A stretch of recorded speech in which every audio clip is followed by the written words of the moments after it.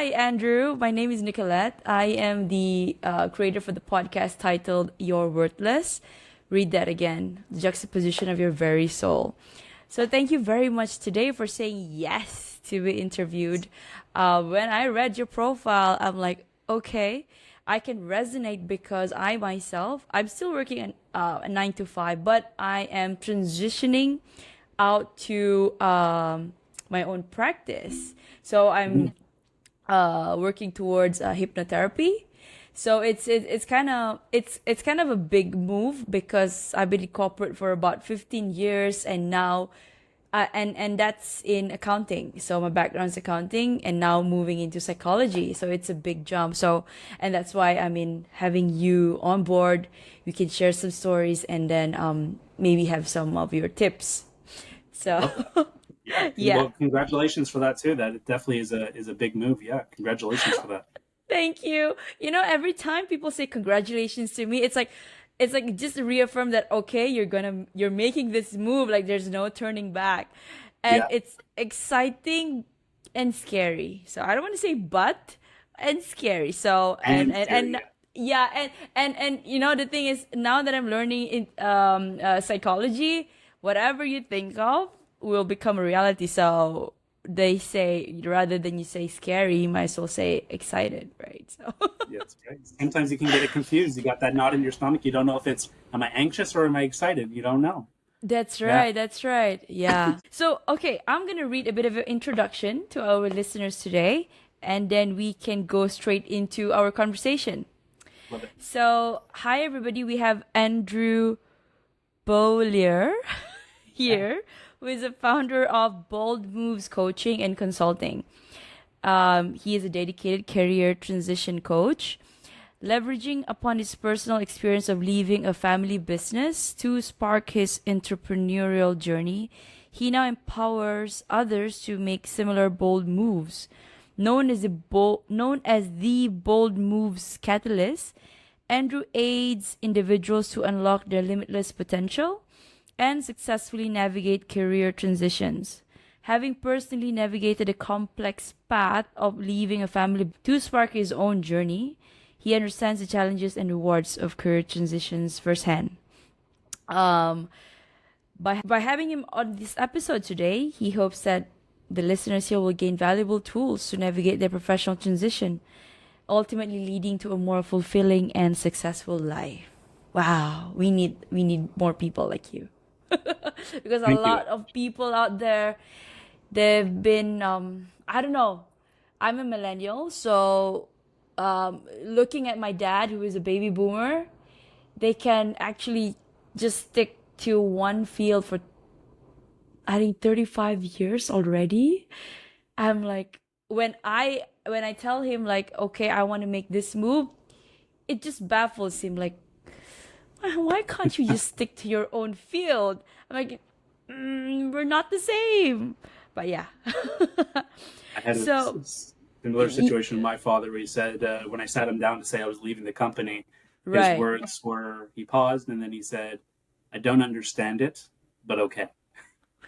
And I was like, Okay. "Okay, that's I'll take it. That's I'll take yeah, it. yeah. I But don't understand it." if you've been in the business for 16 years already.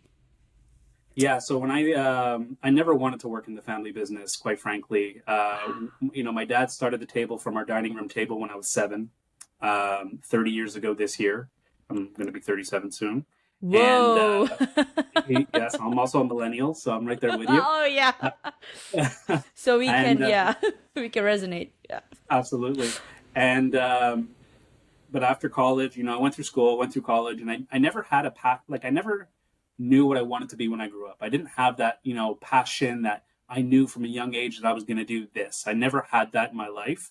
And through our school system, I never discovered what that was, Mm. the traditional school system. And after college, I needed to make a little bit of money for my summers to hang out with my friends and do what normal 20-year-olds do. And I was there for 16 years.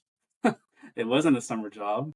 I showed up one day and I May I kind of know the nature of business of it that was family business? it was a general contracting business. So it was a construction business, and they built retail spaces, the interior fit up of retail spaces across Canada. So you're Right. always working in different markets, all different time zones.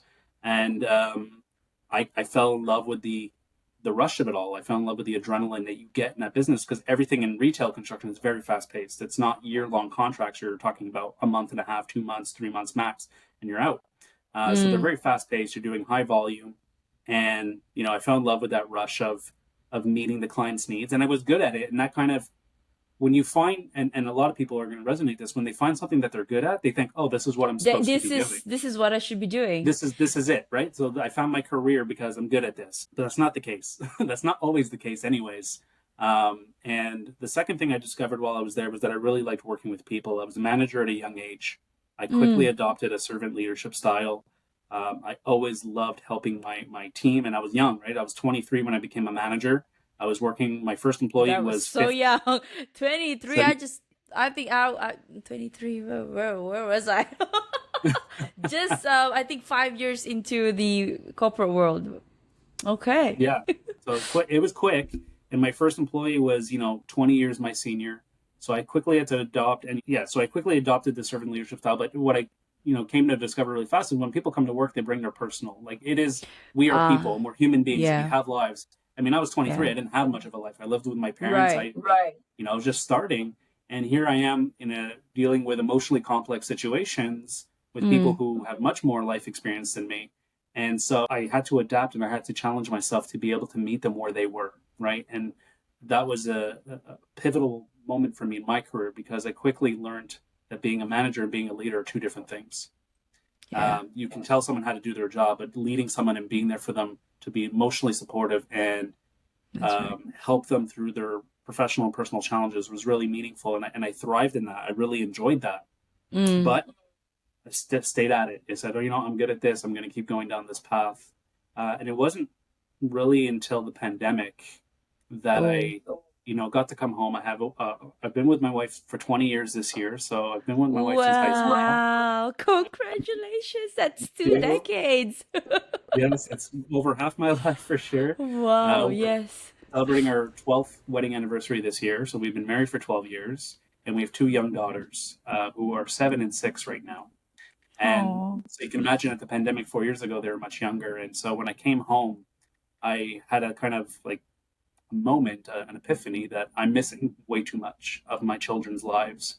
Mm. Um, I got to sit with, I really don't, I'm still not passionate about construction. I'm good at it.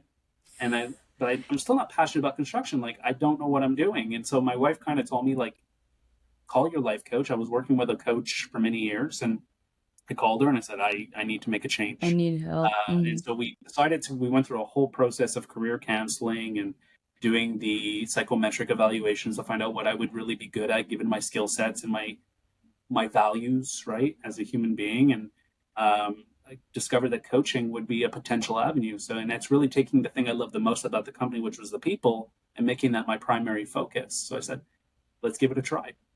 And so my first move was saying yes to change, yes to taking that first step. I resigned before enrolling in any programs. I knew that I had to sever my safety net, right? That Yeah, safety net. yeah, so that there is the only way is forward. There is nothing like, okay, if this fails, then I can go back here, and that often that restricts people from putting both their feet into the new thing, which is, yeah. Well, and it's understandable. I mean, we want to be comfortable. We want to feel safe, and the Yeah. known is definitely feels more It's safe than the unknown, familiar. Yeah. but it's not necessarily more fulfilling, That's true. and that's a big differentiator. So yeah, that was a little bit of my transition into coaching, and I just found that I love it. I absolutely thrive in the environment. I really enjoy working again with people, but in a different capacity than I ever had before because I was more of a mentor back in the corporate world. Now a coach approach is very different, where we show up in service of our clients and we don't know the answers. We don't assume to know the answers, and we stay present and listen to understand where the individual is coming from and what challenges they're facing, and help them with pointed questions. And it's a partnership more than anything. And it's a beautiful process and it's very effective. It's very effective. That's one thing I can say is um, I, I'm in love with the craft, and I feel like it could really be of service to so many people. I believe everyone should have a therapist and everyone should have a coach. I think these are the two things that everyone in the world would benefit from, because we all have traumas that we need to deal with, but we all need forward movement, which is what coaching does. Fantastic. So yeah, you were saying during the pandemic 2020, that's when you decided, okay, I'm gonna transition into coaching fully, full time. And you've had your own life coach for how long already at the So time? clarification, I only left the family business last year. This is my Ah, first year in full practice. right. Okay. I in 2020 I had my realization. In 2022 I resigned. Spring of 2022. I joined my program in the fall of 2022, and it was a 1 year program. So they had asked me to stay to help with the transition as well. I was an owner at the time. So when I left the company, I was actually the acting vice president of the business. My father had retired, and me and my two brothers took over the his portion of Oh, the business. So I was an owner. right. On top of on top of leaving a family business and career translating, I was also an owner operator. I was the signing Ah, officer of the company, so I was the head of administration and finance. right. So it was a big hole. So I gave them 2 year notice, which worked for me because I got to build my practice on my time and work full time for them. Mm-hmm. And January was really my first month full effort for Bold Moves coaching. So it's relatively new, but it's not at the same time because I've been doing it for a long time, and my experience comes with me. And that's one thing. Yeah. It took me a while to realize that 16 years of experience doesn't go away. It wasn't for nothing. Yes. That follows Yes, you. yes, yes. That's the exact same thing. Like when the thing that's pushing me to do this. I mean, I have about 15 years experience behind me too. And Nicolette, you can do this. But the thing is, in Asia, you see, the people that I have interviewed, they all have somehow live coaches along the way. And right now, for me, it's like there's no like one person. You get advice from different people, but it's good to have that one person to actually help you. And when you said therapist, that's the trauma and the healing, and the coaching is when it's already you're healing, and then you are making that changes so that it can manifest into your real life. And I think that's something that I want to look into as well. So therapy and then couple it with coaching. So, but it's in the works, and I don't want to overwhelm myself at this point. And I'm talking to as many people as I can. This is my let me see. I started podcasting June, and now in March. So I'm getting pretty good at it, and I don't have that nervousness before any interview already. So yeah, it's yeah, as I'm listening to people like yourself or all other guests, it's like okay, because it's scary, We Asian, we have a very different mindset thinking, in comparison to the Westerners. But yeah, well, nothing. If I could go through things before this one, I should be able to. So Yeah. yeah. Yes, I would want to ask because I wanted to ask you a question on what was it like growing up as Andrew Beaulieu. But you pretty much told us, shared with us the story. But is there anything else that you wanna, highlight or share? Like, what was it like when your dad asked you to take over and stuff like that? Yeah, absolutely. That's a great question. So I'm the youngest of four siblings. Mm. 7 years difference between my oldest brother and myself. So I have a sister who's a nurse, or was a nurse actually. She recently just started working for the family business right as I was leaving. Funny enough. Oh, so Um, she's there was a small couple of week period where the four of us were all there. So there's right. four of us. And me and my two brothers worked for the company basically right out of school, worked our way up, and we worked with a change management coach who became my life coach. So the change management coach was hired by the company to prepare me and my two brothers to take over my father's portion of the business. It's a 50-50 partnership. And so Wow. me and my brothers took over 50%. But my father never wanted his kids to work in construction. He always said, I want you guys to go figure out your own things and do your own things. And my sister did, and she went to nursing. And but me and my brothers, I guess we didn't listen, and we kind of showed up, and he was kind enough to give us the opportunity to work there. I mean, obviously, we didn't need to interview. You kind of have that foot in the door because of your last name, but my father is a traditional man, and he kept us there because we worked hard and we earned our place. And Right. because his partner is not family related, Mm. even though I've known him my whole life, Right. he could have stopped it along the way. But we were earning our stripes. We were earning our way up the corporate ladder. And again, there was no pressure from him when he sat us down and said, "Do you guys want to become the owners?" He offered obviously his shares to his partner first. His partner said, "I'm not interested in owning 100% of the company." So Right. he says, "Do you mind if I offer it to my sons?" And we all worked there. We're all managers of our respective departments. We had no day-to-day interactions really, which was fun because we would challenge each other as heads of departments whose department could do better. We kind of made Yeah, it yeah, yeah. I mean, that's healthy. it's Yeah, healthy competition for sure, and that's right. it kept it fun for us. And then in 2019, right before the pandemic, my father took his retirement, and the three of us became owner operators. Our first year as owners was the year of the pandemic, so we had to navigate that. And my role was overseeing finance and administration. So the numbers for the numbers really tell the story. The numbers tell how a business performs and how it has performed, and you can kind of make your decisions based on that. So it was really interesting. But to answer your question, growing up, my dad he's a traditional man of his baby boomer, where I want to say workaholic, but he was doing what he needed to do to provide for the family, and Focus. so Yeah. focused. And my mom was a stay-at-home mom; she was home with the four kids, and that was basically it. And that's very typical for our generation. That one parent was the earner, the other Yeah. was the nurturer, if you will. And I wanted to flip that on the head for my kids. I now work from home, so like I said, when it came back to the pandemic, I realized that I was out of the house 60 hours a week. Our office is an hour drive each direction, so that's 2 hours a day, 5 days Mm. a week. So that's 10 hours a week of driving minimum, plus the 40, 50, whatever hours in the office that it required to do my job, or that I Right. chose to, that I perceived I needed to do for my job. Yeah. It's a perception. Yes. And I was never missing the big things, but I was missing a lot of the small things. I'd come home and my kids were growing inches by Already the in week. They bed. were learning new words, and my wife was home with them. We kind of mimicked that. We thought, based on social constructs, that's the way it was supposed to be. Mm. And we said, no, let's change this. So my wife now, she has a baccalaureate in business administration. She's an executive assistant, and she's a pilot. During the pandemic, she went and got her pilot's license. No Um, way! my wife is, Pilot! is my wife is a pilot now and wanting to become an airline pilot. And at the same time, I said I'm going to leave the corporate world and start my own thing in coaching. So we've been in a lot of transition over the past 4 years. I It's been love fun. that for you guys. Yeah, like I always wanted to become either a cardiac surgeon or a pilot. But I Oh, mean, both of them would require a lot of money.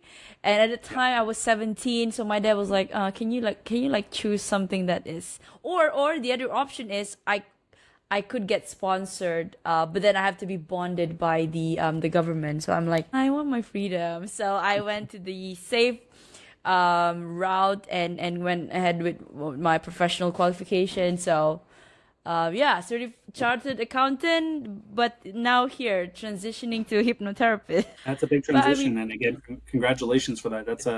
It's such a fascinating field. yes, and I think what moved me to change is because of my own trauma. So, just to share a bit, I had my own trauma in 2019 after my divorce, and then I threw myself into working full time. So I was like, and then it was pandemic, so back to back meetings. Like we couldn't adapt to the delineation between even dinner time and meeting time. So I think I had my burnout back in 2021. Then I had to sit with myself. Like I did not even grieve about my divorce. So it's like it's a double whammy for me. So 20 I took sabbatical, not long, 2 months, but it's just to reorient myself. And I was scared, so I didn't make the full jump. I wanted to take 1 year, but I'm like, I told my dad, how is this, like, you better don't quit before you have a new job. So I'm like, okay, I'm gonna take 2 months unpaid leave and whatnot. So I went, and then I found a company which I am right now. And then the company it's somehow like, how do I say, it's not as cutthroat where I was before, because I was with one of the big fours. So this is where I was like trying to see what am I gonna do. And it's also a shift because this is a shared service center where I am now, and I have never done it before. So I was trying to figure out what I want for for at least the near future, but I knew that okay, at the same time I need to learn about this, but just enough. But it's not fulfilling. So I took that. I mean, this year, they had a reorg. So my boss, came. I think the stars aligned for me. She said that, okay, we're vacating your role. So, yeah, and I started my program last February as well. So, I mean, high time. It's a year and it's a 1 year. I could finish it within 6 months, but still, I was like, still 1 foot in, 1 foot out. So exactly what you said, you just need to sever that tie. And then, okay, next week, I'm gonna be on long leave for the next 2 months. So yeah, yes, It's, me telling you this, it's like trying to suit myself. Okay, you're really doing this. so let me ask you a question then. So how do Yes. you, what kind of encouragement do you have around yourself? Okay, so I have this my community of that therapy community. So I'm doing this course by Marissa Peer. I don't know if you've heard of it, Rapid Transformational Therapy. So I have been in contact with because before graduating we have to do our practice sessions at least 10 times, 15 times. So we've kind of built rapport around it. So that's one for somebody in the field itself, the one that I'm joining. So the second, I think the group is my sister. Yeah, my sister and my funny enough, my colleagues that where I'm in right now. The third one would be my parents. Though I don't live near them, they're far away, but I keep them updated on all this. And the fourth one, Andrew, believe it or not, people like yourself and all the other guests that I'm talking to. Because most of them are life coaches, business, career transition. Just yesterday, I interviewed a person. She's also an overachiever before. She experienced her own burnout and demanding jobs while juggling time with her two twin boys. And I was just telling her the same story, and she's like, "Okay, so have you got it settled? Have you got what about your website? What kind of programs are you offering?" And I'm like, "I haven't gotten them 100%, but I have like an idea." So, well, if you need me, I help people transition from 9 to 5 to setting up their own practice. And you just said it yourself. You do that as well. So I'm I like, do, I've got yes.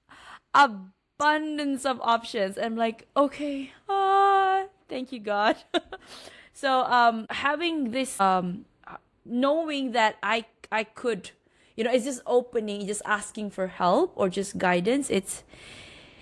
Sometimes it's a very difficult thing for me to do before, but right now I think God is saying, if I brought you to this, I will bring you through it. So it's that kind of mindset I'm putting myself in, and yeah, You have your belief system, and it's important to have is to have a belief in what you're doing and where you're going.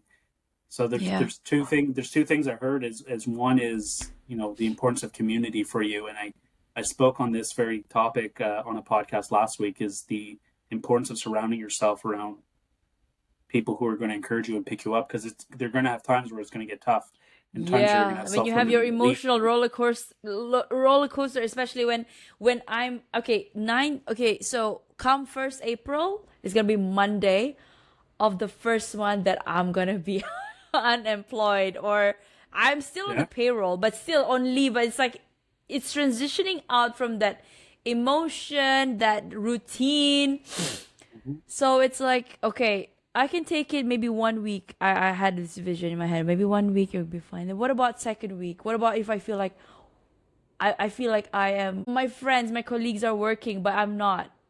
So it's super important here, and I think here as well, and also the community. Yeah, and Yeah, believing. it's super Yeah, important. Uh, you can reframe that in the sense that you are working, you're just working on yourself, and that's ultimately exactly. the best investment you Yeah. possibly can make, is investing in yourself. Preach. Yes, yes. And I told myself, okay, just take it as you're working, but you're working for you. This is your legacy, you know? You're gonna be helping people. I mean, the very reason why I wanted to therapy, because I wanted to help men and women who went through, you know, some trauma of their own, and just have them show it to them that, you know, there's light at the end of the tunnel, and this is what life is when you've passed that Revan or something like that, you know. So it's, and it if that, if I can, if that is my anchor, then I think, you know, one step at a time, I'll get there. Yeah. Yeah. Yes. Well, This is it's how similar I, because the yeah. reason why I asked is about community and what encouragement you have is because I went through a similar process, right? And it Right. just, for the people Right. listening to this, it's saying that community is important, surrounding yourself. And you mentioned that even some of your colleagues that you're, you know, leaving, same thing happened for me. The colleagues that I'm leaving, when I told them I was leaving and why I was leaving, their first reaction was, "What? You're leaving?" But then when I said I'm Exactly leaving, that. And they're worried, you know? They're worried like, um, did you resign? I resigned again 1.5 weeks earlier because of the arrangement in the office. And then my friend in HR, whom I'm very close to, she's like, "You resign?" Yes. And then, so what happens until you get a job? I said, nothing. Just enjoy life. But I mean, yeah, inside exactly. I'm like, "Drrrr," but then, yeah. But seriously, this is my second sabbatical, and I'm like, okay, you're more than ready. Just do it. Yeah, so Yeah. so when they found out I was leaving, they actually doubled down in terms of how much they supported me and encouraged me. They all, every single one of them said, "I hear what you're doing, and you need to go do it, and whatever I can do to help you." I'm closer with some of them now than I was Yeah. 6 months ago when I still work there. It's really funny how that works, but Beautiful. Yeah. without that encouragement and love, so I could only tell them. So I resigned. Like I said, it was a 2 year transition. For the first year and a half, I couldn't talk about it. The company didn't want Yes. to send the message out because they didn't want to create panic until we were Yes. ready. That That's was a right. very lonely year and a half because some of the people that Oh. I'm with them 40, 50 hours a week and I can't talk about it. And it's the most important thing happening in my life right now. And I Yeah. can't Yeah. talk Yeah. about Yeah. it. Yeah. So the message is if you can talk about it, talk to as many people as you possibly can. And like you said, even Yes. guests that come in, like the most random people that don't Yes. owe you anything are going to give you their shirt off their back if they can because they're super generous with their Thank you. time. Thank you. Yeah, it's like, again, this is like a reaffirmation that, okay, why I'm very open and public about this is just when I say it out, I hear it back. It's reflected back to me. Okay. And then it sinks in, right? And yeah. Yeah. Right. Okay. So, what steps should someone take to prepare themselves for a significant career shift? Well, first is coming to terms that they're going to do it. So most people, Mm. when they're transitioning, let's assume for argument's sake, it's not an impulsive decision. They're not quitting out of emotion that they got in an argument with someone and they're leaving. Let's assume they've been sitting, working for the place for some time and something just feels off. Mm. And you know really deep down that there's a friction point within you that you don't know why. You're never motivated to go there. You know, you don't really enjoy it. You're not necessarily unhappy, but you're not fulfilled. You're not happy, and there's a big difference. Right. That has to happen first. The first thing has to be that shift in your body that says, okay, what should I be doing if it's not this? And Yeah. allow yourself in that moment to explore all possibilities and to not be married to the next one that pops into your mind. Mm. And the example I give is me with coaching. I didn't know I was going to go into coaching, but it ranked high on my evaluations. And my coach had been so impactful for me, so I said, I'll give it a try, but maybe it's going to lead me somewhere else, and that's okay. When you're Yeah. walking Yeah. down the Yeah. unpaved That's so road, true. you have to be open to all possibilities. So someone going through career transition, it's not just finding the next thing. It's just Mm. enjoying the process. It's where am I Mm. going to go and why am I going there? The why is big, right? And Simon Sinek, who's obviously a well-known public speaker, talks about your why. You need to know Yeah. your why. You need to know your values. You need to know what you want from life and what you want life to look like. Excuse me, and not just worry about. Not to say that financial stress is not important. It is. Yeah. Yeah. It Of course. exists. Of course. Let's assume, Yeah. but that can't be your sole motivator in life to say I need to pay the bills, because if you are, you're not going to be a very happy person. That's true. You're just You're going to pushing through. sacrifice a lot more than you're going to gain. So Yeah. the first thing I would say, this first step is really finding out what's your why, where you want to go in life, what do you want your life to look like, what's Yeah, going to and make you. that's true. And I think once you find that why, okay, and that why can change, you know. Again, be open to that possibilities. Like, say, because this is something very close to me that I personally went through, and I want to help people, and the way that I do that is to get certified so that actually I can coach, walk through people, provide some help to people, and that, say, in the next 5 or 8 years or 10 years, my interest now changed to something else. That's actually fine, because to be honest, life doesn't stop until we stop living, right? I mean, yeah, I mean, paradoxically, living means you can live, but you can still die inside simply because you don't like what you're doing. So I told myself, okay, Nicolette, just give this a try first, you know. The next 1 year, 2 years, 3 years, if you, and of course you will need time. You will need time for it to get traction. So that's fine. And then 10 years, you say, I feel like I want to go into something else. Then, yeah, why not? It's Right? okay. Yeah, That's a growth that's mindset. completely. The difference between a growth mindset and a fixed mindset, a growth mindset is you're constantly evolving, you're constantly investing in yourself, and it's okay to pivot in life. Yeah, The constant should never change is your integrity and your values yeah, yes, and your yes, happiness. And that's true. someone says, where do you want to be in 10 years? I want to be happy in 10 years. I'm happy today. I want to be happy in 10 years. What does that look like? I don't Yes, know. I I think don't the have a crystal key thing ball. is you've got to be happy where you are. But if you're not happy because of your job, or I don't know, your relationship, anything, you have the key. Make that change. So yeah, it's very important for people to, but I can see now the world is shifting, especially Gen Zs. They're not the new generation coming up. Like you and I, we're millennials. We're starting to see the shift. Like, okay, we work for about what, 10 years, a decade, and then okay, I want to try something new. What's the worst that can happen? Something like that. Yeah. Thank you, Andrew. The second step Yeah. I would say, because Yeah. you asked me for steps, is the first one is that. Yes. The Yes. second one is what we were talking about before, is find your tribe, find your community of support, because not Mm. everyone in your community is going to understand what you're doing. That could be close friends, that could be family, and Yeah. that doesn't mean they don't love you and want the best for you. It just means that I don't really understand it. If I don't understand it, I can't help you. And Mm. there are people you mentioned, like going through the part of your community, and same with me with coaching, is the people that are going through something similar. Mm. You, it's other people in therapy or other coaches. For me, it was my coaching community. They were all in transition as well of some sort in their life. And so I clicked with them very quickly, and they became good friends. And they were the people who helped me get through some of the hardest points of the past couple of years, that are my wife and my coach, but not necessarily my closest friends. I had few friends that Yeah. were That's so very, true. very key Yeah. support, but not all of them. And you can't expect that from everyone. Not everyone Yes. is going to be everything to you all the time. And Mm. I have to remind myself there's a time and a place for everyone. Yeah. Um, so find the people that are going to be best for what you're trying to achieve in your transition. Yeah. That would be my Yeah. second step. And yeah. And to continue accept them and love them for who they are, where where they choose to be at the time you're making that pivot, Yeah. because they're not gonna understand your vision. They're not gonna understand your what are you trying to help, or the impact you're trying to bring. So, and it's okay. So everybody's on their journey. Okay. Yeah. Okay. So, how can someone identify when it's the right time to make a career transition? I think we sort of touched this, but yeah, but what is that?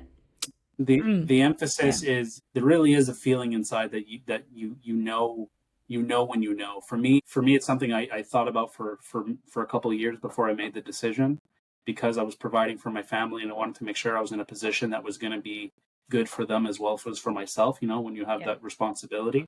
Yeah. Um, Yeah. but I was patient. and I was honest with myself and bold enough to finally make the move.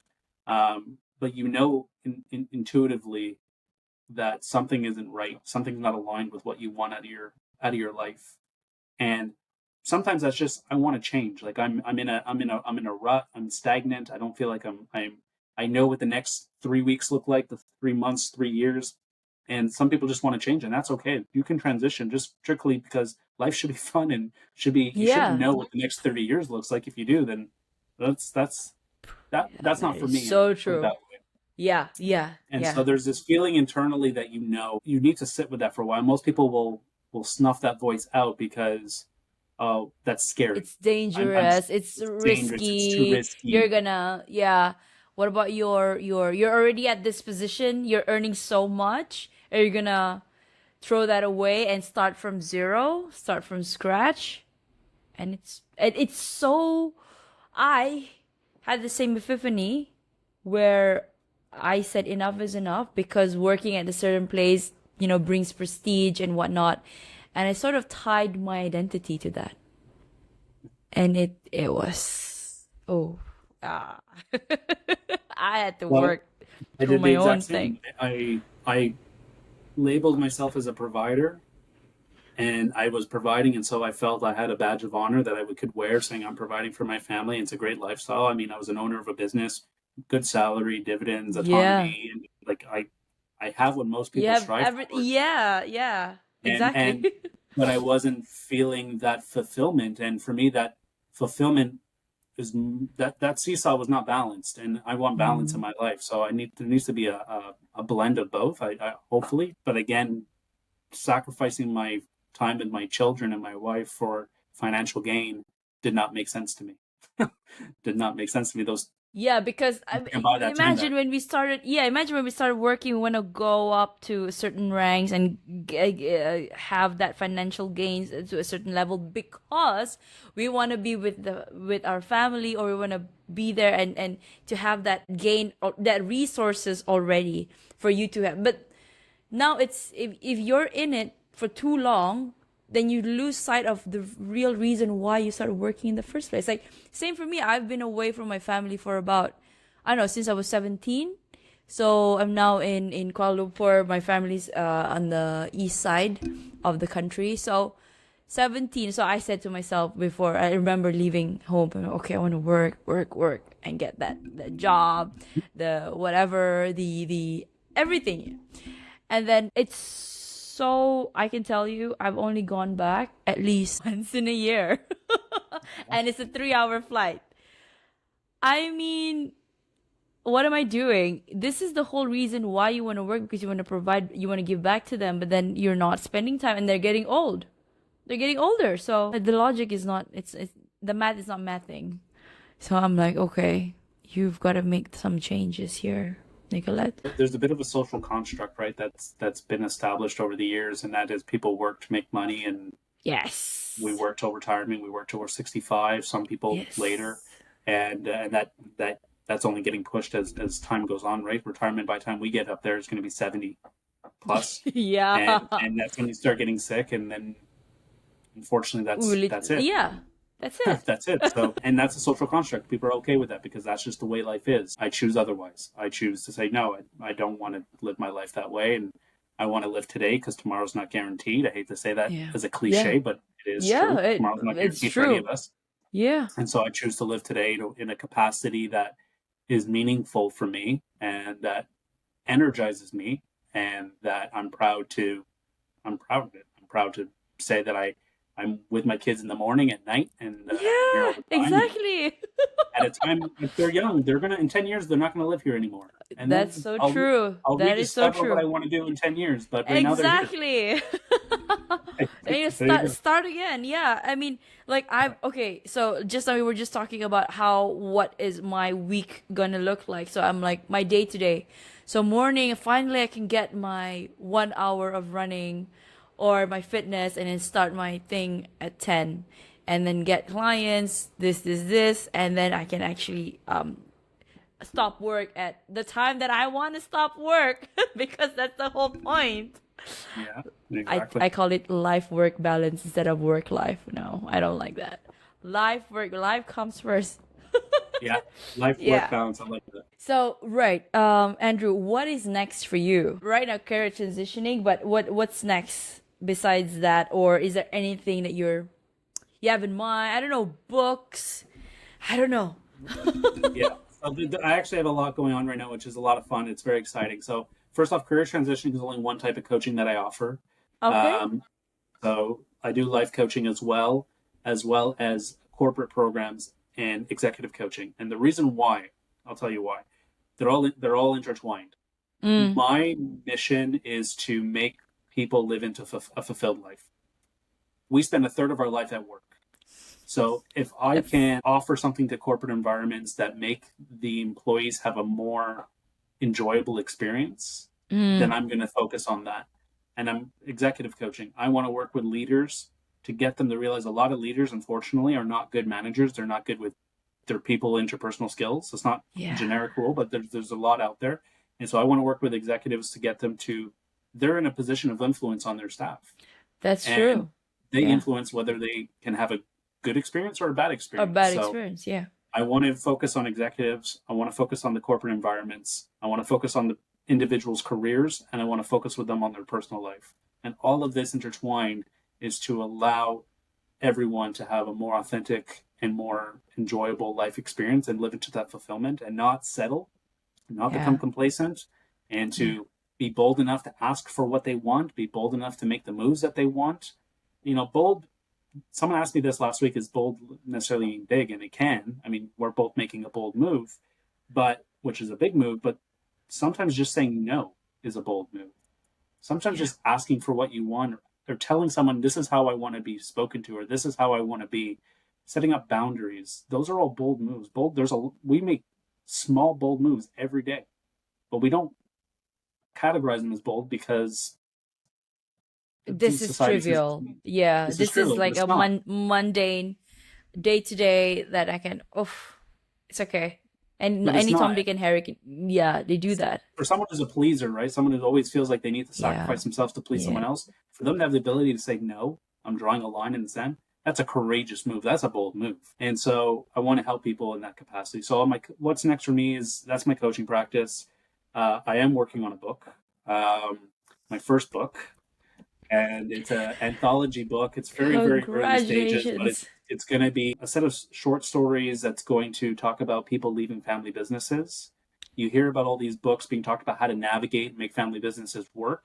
I want to talk about the success stories of the people who left family businesses and lived into a more fulfilling life, And thrive um, after and leaving. thrive and inspire others to say, "Hey, I can do that too." And so I'm working on that book. I'm starting my first YouTube channel, which will be up and running in the next couple of weeks. So I'll be posting some helpful tips and tricks for listeners and audience out there, so they don't necessarily, coaching isn't accessible to everyone. They don't necessarily have the means for it, and so I Yeah, want to make some yeah, of the yeah. more That's so basic true. fundamentals available to Mm. them that they can refer to and say, okay, I can try applying this before spending money on one-on-one coaching or what have you. And yeah, I'm just trying to meet as many people as possible. That's really my what's making me happy these days is I'm in this business first and foremost for relationships and connections. I tell my clients and whoever I meet, if you once you have my number, you never lose it. We're on this journey together for life. I'm not. This is not a transactional. Yes, it's a business, and I'm going to make money. Yes, I need to provide for my family, but at the end of it, if I wanted to make money, I would have stayed in the corporate world. I was making good Yeah, money. There's yeah. something much more at play here, and the money is a result of what will come down the road. But right now, I just want to build connections, meet people, be part of their story, in whatever way I possibly can. I love that. Because believe it or not, we're in the people business wherever we are. And the people, life Yeah. is people business. Yeah, life At the is end of the people day, business at the end at of the the end of day. at the end of the day, you're known for That your is so relationships and true. your experiences. Yes. Beautiful. I love that for you, Andrew. Thank Okay, you. so thank you. So we're going to pivot to a self worth question because, well, my podcast talks a lot about self worth. Yes. So, question for you is in your opinion, what role do societal expectations and external validation play in shaping our self-worth? And how can we break free from these influences and find our intrinsic value? That's a wonderful question. The first part of the answer is too much. There's way too much influence on social norms and external expectations on people that we feel like we need to please other people in order to have some sort of self-worth. Um, you know, um, Yeah. so the answer to that question is too much. the the way to break that cycle, it really comes to being confident with who you are, really coming to terms that you're who I am as a person, who I want to be, and living into that integrity. That is not easy to do. It takes courage. It takes a bold move or two. But it's about being honest with yourself. It's about living into that. And you know what? Those people that have those expectations on you, are they playing a purpose in your life? Are they in service of you? You might have to establish boundaries. You might have to establish or get rid of some tolerations that you're living with. You might have to cut a person or two out of your life. I've had to make that unfortunate decision that, someone's Yeah. not good for me and they're Yeah. not helping me live into who I want to be. And Right. so sometimes it's creating space between that. Um, it's not an easy thing to do, but it's definitely where life is worth living. It's when you realize that you are a human being, you are authentic. There's only one of you. And so you're beautiful the way you are and live into that. But it takes a good community of people around you because life is a lonely game if you're not surrounded by amazing people who are constantly encouraging you and supporting you. And it takes a moment of reflection to say, what do I want out of my Thank you. It was a wonderful sharing. So, what is your heart's greatest wish? Ooh, another good question. My heart's greatest wish. I think at the end of the day, I think it would be a beautiful world if everyone could just allow themselves to be more vulnerable and communicate that vulnerability, and able to show up the way you are and how you're feeling and to communicate that, not be shy to communicate it to anyone in your, whether it be in a professional setting, personal setting, and say, this is what I'm feeling. This is how I am right now. This is what I'm going through in my life. I think the world would be a better place. Um, as long as people are willing to listen to understand and not listen to respond. To respond. People Yeah. people aren't looking for your solutions; they're just looking for you to listen. Listen. So, if my heart's biggest wish is that my daughters can grow into a world that they can show up vulnerable and authentic and not be fear of being judged or being ostracized in any way, shape, or form. So I think it starts with just being vulnerable. And people look at that as a weakness. That's a strength. If you can be vulnerable and communicate what you're feeling, that's a strength. Thank you. Thank you. That was a good question. Do you have a mantra that you live by? I don't know if it's a mantra. There's a quote by Jim Rohn that I used over the past couple of years to help me get through my transition. And happiness is not by chance; it's by choice. And realizing that the power of choice, everything we do in life is a choice. We don't have to do anything, and that's one thing my life coach, if I can leave that as a tip here, is my life coach said, get rid of that word in your vocabulary. You don't have to do anything. You choose to do it. You don't have to work here. You don't Ooh, have to I be with that love person. You don't have to do this. that. Yeah. Have to. Get Yes. rid of Because that. I want to. I want to. Yeah. And when you finally say, I want to do this, you get excited saying, well, this is something I want. I'm excited. And the energy, the whole perspective shifts in that moment. And so happiness is not by chance, it's by choice. Ooh, I got to remove that from my own vocab. Yes. Is there anything that keeps you up at night, or do you sleep well? I sleep very well. Perfect. I mean, my daughters do tend to come into our bed at night, so sometimes I get a need in the back and that wakes me up. But other than that, Right. I sleep very well at night. I honestly, I haven't felt. I used to wake up in stress sweats and say, okay, I have so much going through my mind. I got to get this done. I have to do this. I have to do this. Again, I have to. Right. I have to. Oh gosh. If I don't do it, who will? Right. Though, like the world will. Like the world will end. This is- 100%. exactly. Yes. Sorry, you were saying. Yeah. So now I don't have that anymore. Not to say that there's not challenges. Every day has challenges. I'm an entrepreneur. There's challenges to that as well.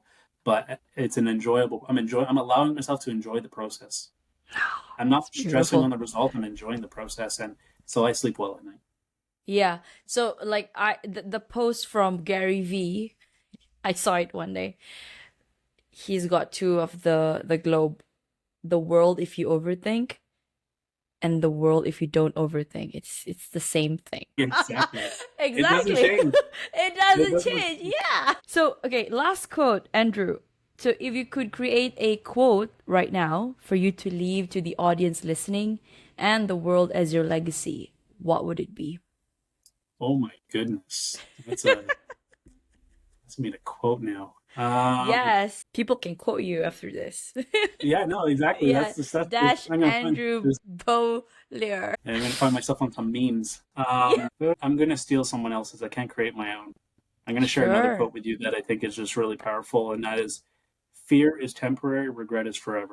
That's Oh, not mine. So, but it's what I want to leave with people. yeah. I mean, it's the same thing with everything. Fear is temporary. Just make the jump. Or regret, if you choose to stay in something and will regret by not by that lost time, or anything could happen, right? Something could happen to your family or whatnot, and you regret for not taking the steps earlier when you had the chance. So Yeah, thank you. What a way thank you. to wrap our conversation today. Thank you so much for your insights. Thank you, Nicolette, for having me again. It's been a fun conversation. The hour flew by. Um, Yeah. I hope to do it again sometime. Yes, yes, And we'll best of do. luck. Best of luck in your own transition. And Thank you. congratulations again. Thank you so much. And if I ever need some coaching myself, I would definitely reach out to you. I think we're connected on LinkedIn. You have my access to my website. You can go through Yes. my website to get in touch with me, or through LinkedIn. Absolutely, through LinkedIn works as well. Yeah. All right. Perfect. Thank you so much, Andrew. You Thank have you. a beautiful day and a beautiful life ahead. I wish you all the best. Thank you. You too. Bye bye. So, shall we start? Absolutely. Yeah, I'm so excited to be here. Thank you for having me again. Thank you so much for saying yes. So, how do I pronounce your surname? Is it Beaulieu? Beaulieu? Beaulieu. Sorry? Beaulieu. Beaulieu. So think like a bow tie, bow, B O Uh-huh. W, and then Beau? in lieu of something. So Oh, Beaulieu. in Lear. Beaulieu. There you go. Perfect. Andrew Beaulieu. Okay. Okay. I That's hope it. I don't stumble upon my words. Which part of the world are you in right now, Andrew? I'm in Montreal, Canada. Canada. Yeah. All right. I am from Kuala Lumpur, Malaysia. Nice to meet you. From where? Sorry. Kuala Lumpur, Malaysia. Oh, Malaysia. Very cool. Yes, yes, yes. Nice. Have you been to Asia? I have not yet been to Asia. Yet. Yeah, I think the key word Not is yet. yet. I haven't been That's to right. the US as well. So yet. So now that I've started this podcast too, so it's there. It's coming. You can take it on the road. Yeah. Yes. So all right, I think we can start.